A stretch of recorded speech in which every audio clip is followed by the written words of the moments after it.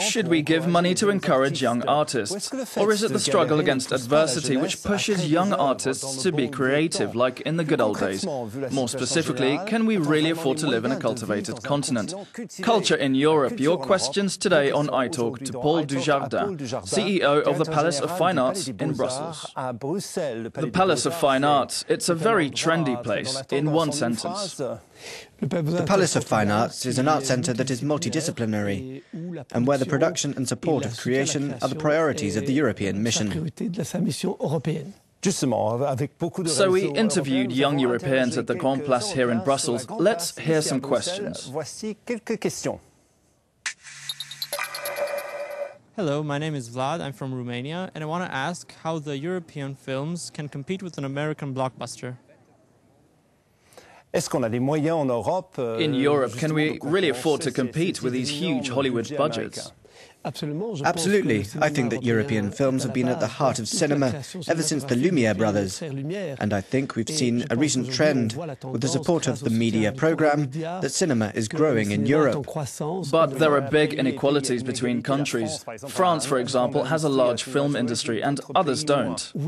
Yes, overall, but we can still see that Scandinavian, Danish, Norwegian and even Romanian cinema have all won the Grand Prize at European festivals. And we can see that European cinema has grown by 25%, and we saw in statistics... Around 25% of what? 25% of all the retail market of European cinema, and overall we see that American cinema is in decline. In every country? In every European country. Another question for Paul Dujardin. Hello, I'm Connie from Germany, and I'd like to know what options you can create in the future for young artists, for musicians and students and people who go in that direction. What could be further improved, and what are their options? There is still an EU culture budget of 400 million euros between 2007 and 2013. Where does that money go? Well, firstly, I'd like to point out that along with politics and the economy, I would say that creativity is the third pillar of Europe. It is really man and his creativity, both in industry and the creative market, which is very important for growth. It is more important than the car industry, more important than, for example, the total turnover for IT. We're still at almost 4% of the European countries of European GDP that goes into culture. And still today, about 15.5%. But who decides whether to grant them money? Do you not agree that in the good old days the artists survived? It was perhaps their struggle to survive that strengthened them. No, not at all. I think there has always been firstly a financial backer, whether through ideology with the cathedral builders, whether through the great patrons, or I would say through propaganda. There was always a middle class who were interested in improving their cities, whether it be Brussels, Paris or smaller towns, or for tourism in recent years in Barcelona, for example. There's an economy and future jobs in culture today. Another culture question on iTalk.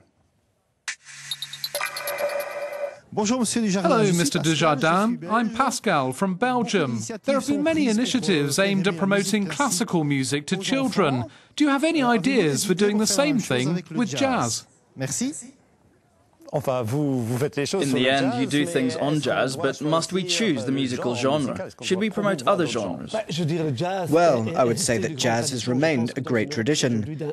I think today, in an integrated Europe, the Great Wall of China that we want to build around Europe to protect it is not necessarily a good idea. Jazz is a great tradition of other cultures, of migration. We now have 20 million Europeans of African origin, so we benefit from them and the tradition that comes from the United States. It is a genre of freedom and creativity that can certainly boost, along with classical music, other genres and improve the musical education. But who decides this? Is it the European Commission? Is it the policy people or people like you who manage these institutions? It's first and foremost the public. Firstly, there is education. That is to say, it's still the largest market where public money goes, through music schools, the conservatories and so on. And what's interesting today is that the training of young musicians is more interdisciplinary. Great virtuosos who left the school in Warsaw like Chopin, they had great technical virtuosity. And today we are much more into the virtuosity of consciousness, the multidisciplinarity of a musician.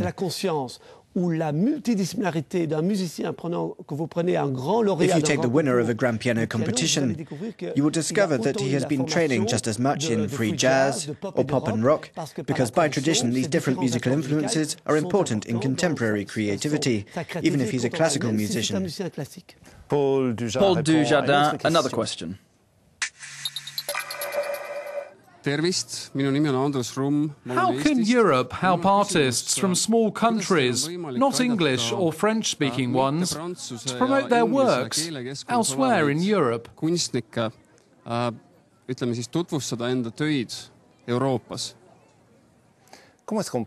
How can we help countries who do not speak the main languages? Do we have to help them? I think that Europe, if I'm not mistaken, has 24 official languages, and it is important to say that today there are some 60 minority languages in Europe.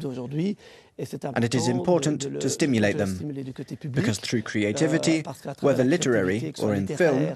But what he says is true. People aren't necessarily going to see films that are in Finnish with subtitles in their language. I must say the first films I saw were the films of Bergman in Swedish. I'm speaking for myself, but perhaps I'm not typical. But clearly they must firstly be promoted locally to encourage creativity. And then the translation is very important. In broadcasting, we know very well that it remains a challenge and is quite expensive, but it helps to maintain a diverse Europe and stimulate diversity.